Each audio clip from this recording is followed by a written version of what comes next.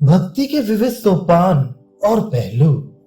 प्रेम प्रीत के 3 प्रकार हैं: समर्था, समंजसा और साधारणी। समर्था प्रीत सबसे उच्च कोटि की है। इसमें प्रेम का केवल प्रेमास्पद का ही सुख चाहती है। इसके लिए चाहे उसे स्वयं को कष्ट ही क्यों ना भोगना पड़े। समंजसा प्रीत मध्यम कोटि की है। इसमें प्रेमिका प्रेमास्पद के सुख के साथ स्वयं का भी सुख चाहती है। साधारणी प्रीत सबसे निम्न कोटि की है। इसमें वह केवल अपना ही सुख चाहती है। प्रेमास्पद के सुख दुख की कोई परवाह नहीं करती। जिस प्रकार संसारियों के बीच सत्य, रज, तम ये 3 गुण पाए जाते हैं, उसी प्रकार भक्ति में भी सत्य, रज और तम तीनों गुण हैं। जिसमें सात्विक भक्ति होती है वह ध्यान भजन एकांत में अत्यंत गुप्त रूप से करता है।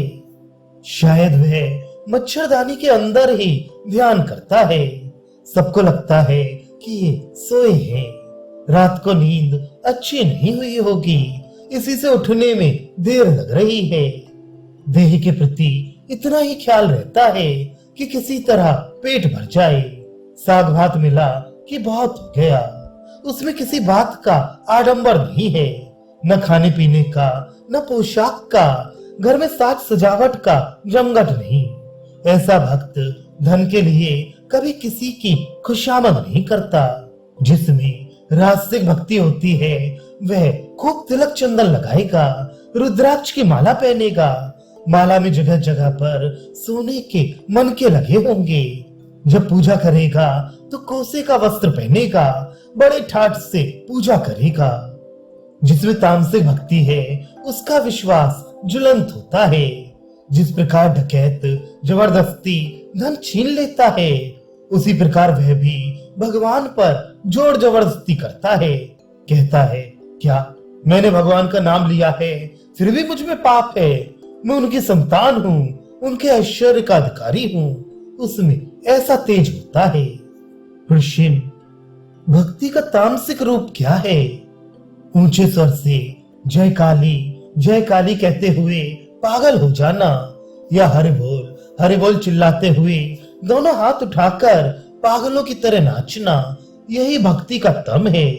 इस कलयुग में ऐसी उग्र तामसी भक्ति ही अधिक लाभदायक है। मंद मध्यम जब ध्यान की बजाय इस तरह की तीव्र भक्ति से अधिक शीघ्र फल मिलता है। भक्ति की आंधी से ईश्वर के दुर्ग का प्राचीर टूट फूट जाता है। चित्त शुद्धि के लिए साधना का क्रम इस प्रकार है: पहला साधु संग, दूसरा ईश्वरीय विषयों में श्रद्धा, तीसरा आदर्श के प्रति निष्ठा, चौथा ईश्वर पर भक्ति प्रेम, पांचवा भाव या ईश्वर में तन्मयता, छठा महाभाव। जब भाव परिपक्व हो जाता है तो महाभाव होता है। महाभाव में भक्त उन्मत्त की तरह कभी हंसता है तो कभी रोता है। वह देह बोध के पार चला जाता है, उसे शरीर की सुध नहीं रहती। यह अवस्था साधारण जीवों को नहीं होती, अवतार महापुरुषों को ही होती है। सातवां प्रेम, भगवत भक्ति की सर्वोच्च अवस्था, ये महाभाव के बाद ही आती है। इसके 2 लक्षण हैं: पहला संसार का विस्मरण हो जाना, दूसरा स्वयं की देह का विस्मरण हो जाना। इस अवस्था में भक्त को भगवान के प्रत्यक्ष दर्शन होते हैं और इस प्रकार उसके जीवन का उद्देश्य सफल हो जाता है। शास्त्र में ये सब कर्म करने का आदेश है, इसलिए मैं ये सब कर रहा हूँ। इस प्रकार की भक्ति को वैधि भक्ति कहा जाता है। और एक किस्म की भक्ति है राग भक्ति। ये ईश्वर के प्रति अनुराग और प्रबल प्रेम से आती है, जैसे कि प्रहलाद की थी। वह भक्ति यदि आ जाए तो फिर वैदिक कर्मों की आवश्यकता नहीं रहती। एक किस्म की भक्ति है जिसका नाम है वैधि भक्ति। इतना जप करना होगा, इतने उपवास रखने होंगे, इतनी तीर्थ यात्रा करनी होगी, इतने उपचारों से पूजा करनी होगी, इतने बलिदान देने होंगे, यह सब वैदिक भक्ति है। ये सब करते करते धीरे धीरे रागा भक्ति आती है। जब तक ये रागा भक्ति नहीं आती तब तक ईश्वर लाभ नहीं होता। ईश्वर पर प्रेम होना चाहिए। जब संसार बुद्धि पूरी तरह निकल जाएगी, ईश्वर पर 16 आने मन आ जाएगा, तभी उनको पा सकोगे। भक्ति दो प्रकार की है। पहली है वैदिक भक्ति। इतने उपचारों से पूजा करनी होगी, इतना जप करना होगा, पुरस्चरण करना होगा इत्यादि। ये सब वैदिक भक्ति, ये शास्त्र विधानोक्त भक्ति है। इस वैदिक भक्ति के परिपक्व होने पर शुद्ध भक्ति या ज्ञान का लाभ होकर समाधि होती है। समाधि में जीवात्मा का परमात्मा में लय हो जाता है। समाधि के बाद जीव वापस नहीं लौटता। पर यह बात जीव कोटि के संबंध में है। अवतार या ईश्वर कोटि की बात अलग है।